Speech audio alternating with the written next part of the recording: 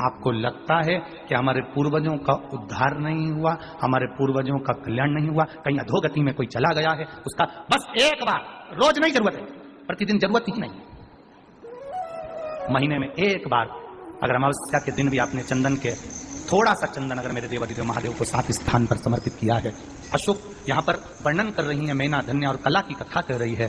तीनों ने सनकादि ऋषियों से मांगा। चंदन भगवान को अति प्रिय होता है और चंदन ही एक ऐसा होता है जो पितरों को भी प्रिय होता है, जिसका स्पर्श मात्र लगने से पूर्वजों का कल्याण हो जाता है। वो चंदन का 7 स्थान शिवलिंग के बताए हैं, जहां पर भूल से भी अगर कोई चंदन की उंगलियां लगा देता है। 7 स्थान ऐसे हैं जहां चंदन की मात्र उंगलियां लगा देने से ही शिव पितृलोक के पितरों को मुक्ति प्रदान करके वैकुंठ लोक का निवास दे देते हैं। 7 स्थान, और वो 7 स्थान जो चंदन के बताए गए, पहला भगवान देवादिदेव महादेव के शिवलिंग पर चंदन का लेपन। समझ लेना जरा बहुत अच्छे से।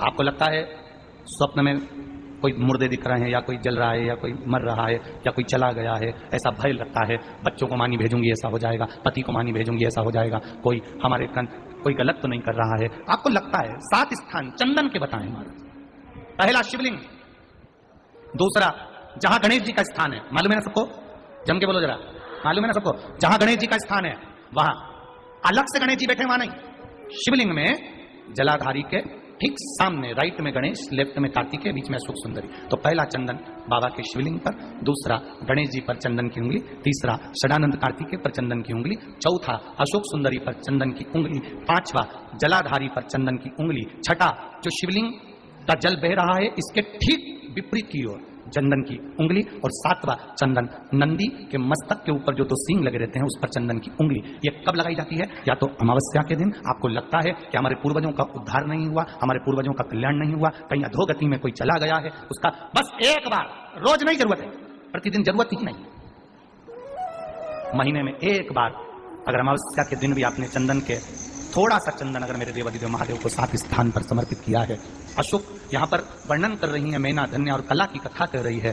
तीनों ने सनकादि ऋषियों से मांगा। चंदन भगवान को अति प्रिय होता है और चंदन ही एक ऐसा होता है जो पितरों को भी प्रिय होता है, जिसका स्पर्श मात्र लगने से पूर्वजों का कल्याण हो जाता है। वो चंदन का। आपके घर में पितृदोष है, आपको ऐसा महसूस होता है, आपको लगता है, तो किसी भी नवरात्रि के पहले जो अमावस्या पड़ती है, मान लो अपन अमावस्या पड़ी, आप अंदाजा लगाइए, तो जिस दिन अमावस्या रहे उस दिन चावल की कटोरी में एक कपूर का टुकड़ा रख दीजिए महाराज, छोटा सा, और कपूर का टुकड़ा रखकर उस कपूर को दरवाजे के बाहर कटोरी में ही, चावल रखी हुई कटोरी में ही उसको पितरों का स्मरण कर जला दीजिए, और जलाने के बाद उस चावल को कहीं भी किसी भी वृक्ष की छांव में पक्षियों के लिए डाल दीजिए।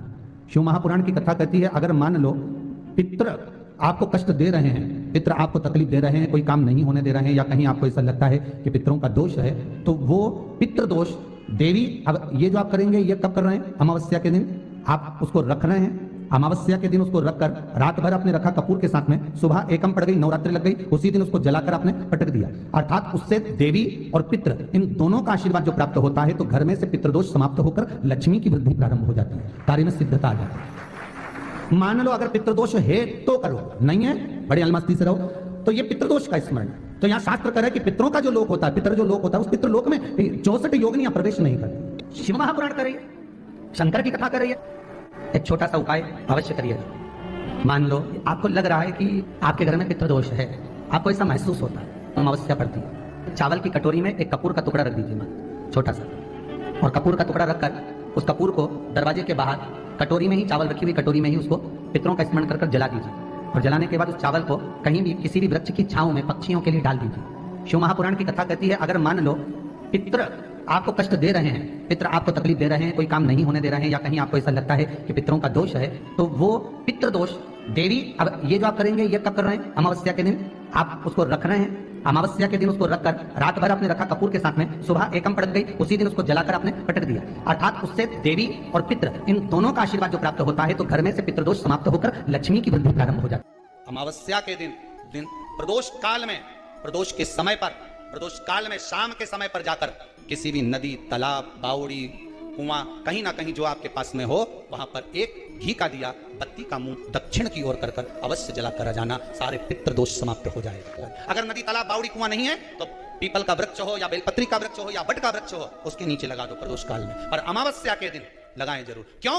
क्योंकि अमावस्या 16 दिन तक पितृ मृत्यु लोक में आने के बाद में भोजन ग्रहण करते हैं। अमावस्या के दिन पितृ शाम के समय प्रदोष काल में शंकर भगवान का नाम जाप कर कर नदी, तालाब, बावड़ी पर पानी पीने जाते हैं। वहां से जल का आचमन कर कर पितृ अपने लोक को चले जाते हैं प्रदोष काल के समय पर। इसलिए प्रदोष काल में जलाशय के पास में बावड़ी, कुआं, नदी, तालाब के किनारे पर दिया लगाया जाता है दक्षिण की ओर मुख कर कर बत्ती का, तो पितृ आशीर्वाद देते हुए जाते हैं कि फलो फूलो, आगे बढ़ो, उन्नति करो, तरक्की करो। ये पितरों का आशीर्वाद रहता है, पितरों का वर रहता है।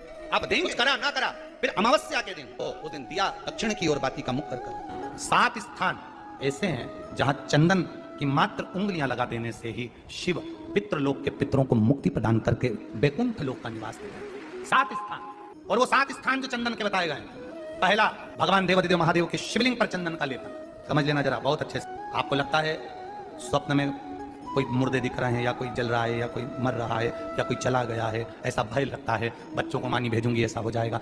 जिनके यहाँ पितृदोष होता है, काल सर्प दोष होता है, वास्तु दोष होता है, उनको ज्यादा कुछ नहीं करना होना।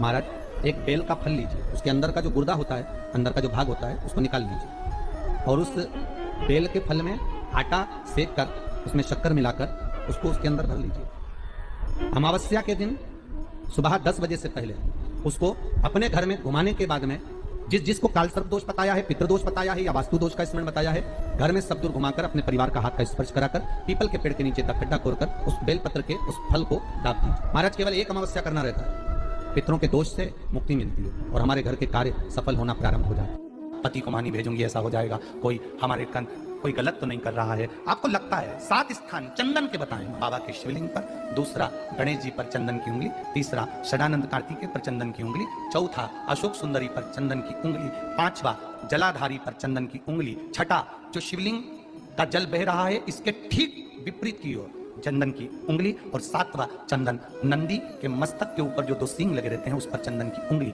ये कब लगाई जाती है? या तो अमावस्या के दिन। आपको लगता है कि हमारे पूर्वजों का उद्धार नहीं हुआ, हमारे पूर्वजों का कल्याण नहीं हुआ, कहीं अधोगति में कोई चला गया है, उसका बस एक बार, रोज नहीं जरूरत है, 4 दिन दुकान अच्छी चले, बाकी के समय देखना पड़े, समझ लेना पितृदोष। घर में बच्चे चिड़चिड़े हो जाए, गलत संगति में डूब जाए, समझ लो चिड़चिड़े हो रहे हैं, पितृदोष। घर के बच्चे माता पिता का आदर न करें, सम्मान न करें, तेज आवाज में बात करें, समझ लो पितृदोष।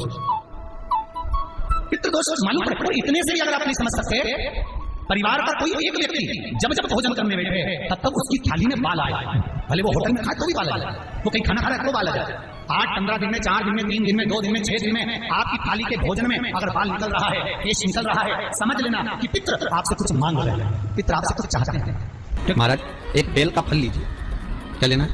बेल का फल, बेलपत्री का जो फल होता है उसको ले लो, उसके अंदर का जो गुर्दा होता है, अंदर का जो भाग होता है, उसको निकाल लीजिए, और उस बेल के फल में आटा सेक कर उसमें शक्कर मिलाकर उसको अंदर भर लीजिए। अमावस्या के दिन सुबह 10 बजे से पहले उस बेल फल में जिसमें तुमने पंजेरी भरी है, आटा सेक कर भरा है शक्कर के साथ में, उसको अपने घर में घुमाने के बाद में जिसको काल सर्प दोष बताया है, पितृदोष बताया है, या वास्तु दोष का स्मरण बताया है, घर में सब दूर घुमाकर अपने परिवार का हाथ का स्पर्श कराकर पीपल के पेड़ के नीचे तक खड्डा खोदकर उस बेलपत्र के उस फल को दाब दीजिए। महाराज, केवल एक अमावस्या करना रहता है, पितरों के दोष से मुक्ति मिलती है और हमारे घर के कार्य सफल होना प्रारंभ हो जाता है। कार्य की सफलता होती है, कार्य में सफलता प्राप्त होने लगती है। हम तो कई बार कहते हैं महाराज जी, अगर ऐसा लगे किसी औषधि को आप ले रहे हैं, मालूम पड़े कि औषधि आपको लग नहीं रही, शिव महापुराण की कथा करेंगे, मान लो औषधि आपको नहीं लग रही, आपने औषधि बहुत दिनों से ले रहे हैं, कोई दवाई, मान लो आप किसी भी दवाई को ग्रहण कर रहे हैं और वो औषधि लगी नहीं रही है, वो शरीर को लगी नहीं पा रही, और आप ठीक ही नहीं हो पा रहे, 15 दिन हो गए, 8 दिन हो गए, बताओ उतना की उतना ही फिटना है, उतना ही उतना अपना भरा हुआ, वही की वही लीवर, वही की वही किडनी, वही की वही स्मरण, सभी कुछ वही वही, उतना की उतना ही, बीच में ऊंचा नीचा चल रहा है पर लेवल में नहीं आ रहा, शुगर भी लेवल में नहीं आ रही, तो प्रयास करा करो महाराज, बेलपत्री के फल का जो गुर्दा है, अंदर का जो भाग है फल का, उसको पानी में गला लीजिए, और प्रदोष कम से कम प्रदोष नहीं हो और बीमारी जरा दवाई लगी नहीं रही हो तो बिना प्रदोष के भी कर सकते हो, उसको पानी में गलाइए, आधा घंटा पानी में, जैसे आपको सुबह मंदिर जाना है 10 बजे, तो सुबह स्नान कर कम से कम 6:30-7 बजे उसको पानी में गला दीजिए, और उस बेले के फल का गुर्दा से गला हुआ पानी शिव जी को ले जाकर समर्पित कर दीजिए। महाराज, उस पानी में से थोड़ा सा 1 चम्मच पानी शिव जी पे चढ़ा हुआ लेकर जाइए, उस पानी को जो बीमार व्यक्ति है उसको औषधि देने से पहले मात्र आधी चम्मच से भी आधा चम्मच उसको दे दीजिए। भगवान शंकर का श्री शिवाय नमस्तुभ्यं का जाप कर उस पानी को देने के बाद अगर आप औषधि देंगे तो ये पक्का है कि औषधि अपना कार्य करना प्रारंभ कर देगी और वो स्वस्थ होना प्रारंभ होगा, वो स्वस्थ औषधि